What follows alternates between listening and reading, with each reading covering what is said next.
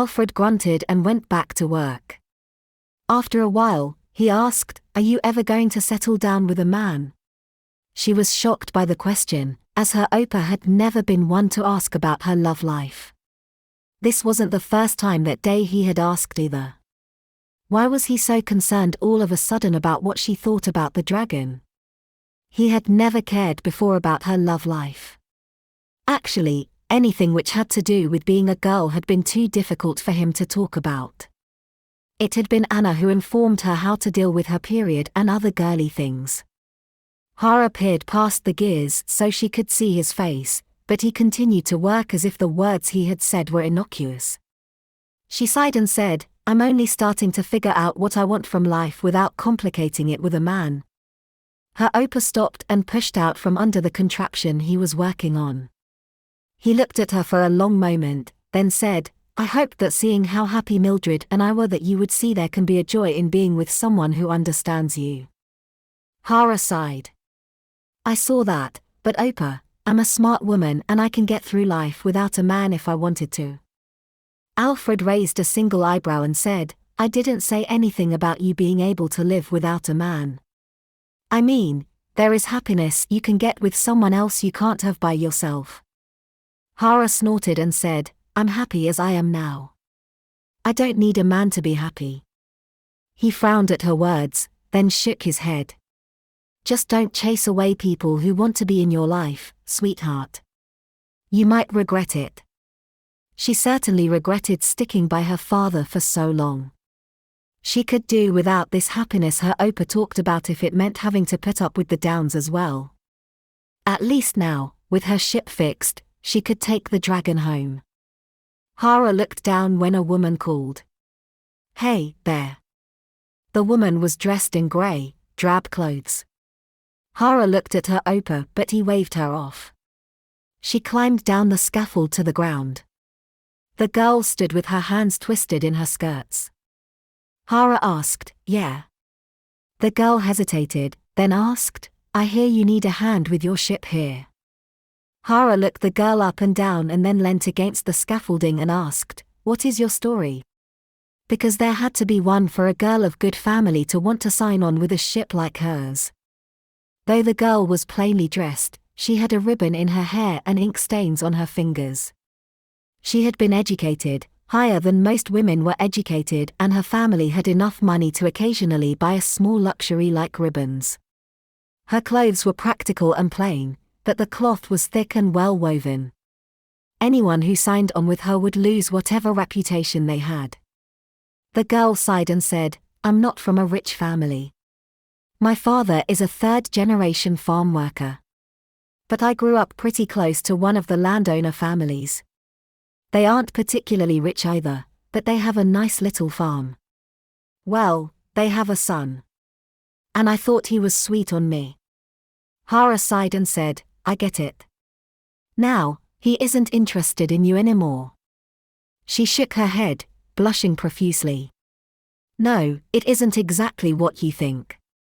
You see, when I told him no, he started telling everyone I was easy and available. Even if I wanted to make a match, no one will have me as they think I sleep with landowners for money. I just need to get out of here.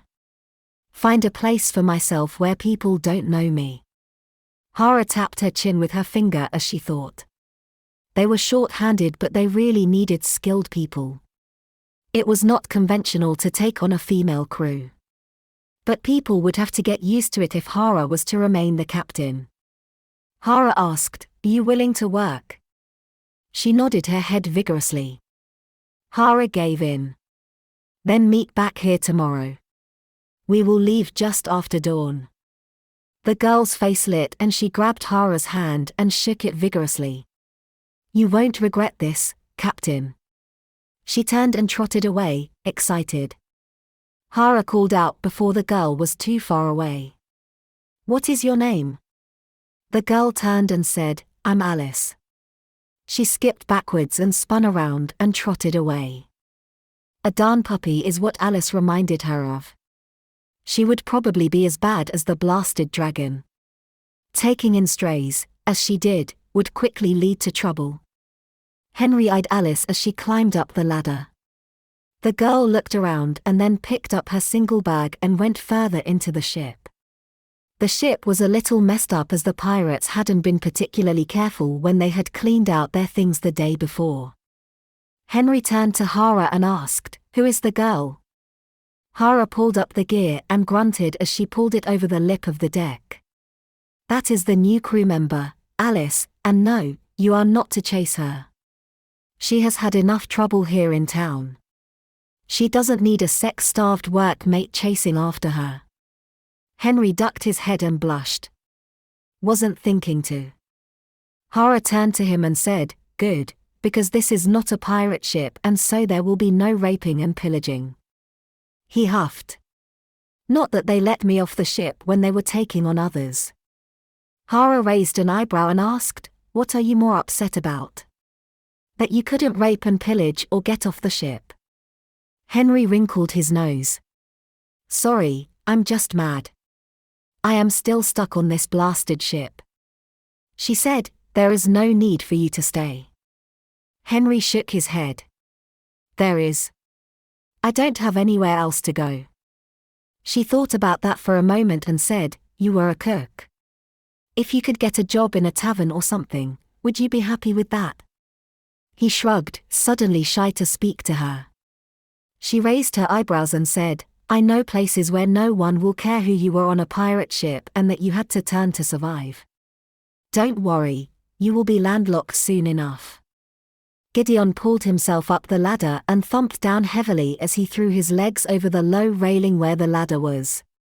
He grinned at her and said, "Morning, beautiful." She glared at him. "Don't call me beautiful," he asked without hesitation. "Oh, would sweetheart be better?" Hara rolled her eyes and walked away. Hopefully, if she ignored his flirting, he would stop. Though she wouldn't hold her breath. Chapter 6. Gideon leant against the window and looked outside. He said, "Where are we going?" Hara set their course and said distractedly, "I'm taking you home." He spun around and looked at her. "I thought I told you I would like to stick with you for a while." She shrugged and added, "And I don't particularly care what you want."